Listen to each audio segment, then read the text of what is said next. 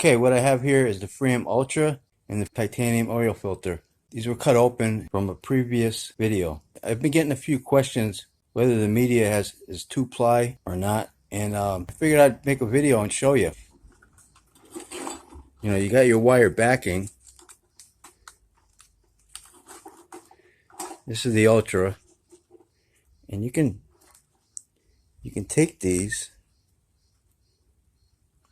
It's hard to get them started, but what you do, see? It's like a double media. And the titanium shares the same media, so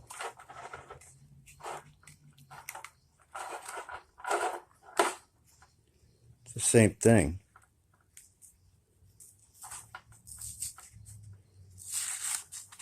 So in case you guys are wondering, yeah, it's like a 2-ply. They're stuck together.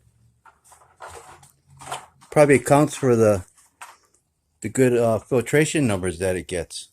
Figured I'd make a little video of this just so you guys could see it for yourself.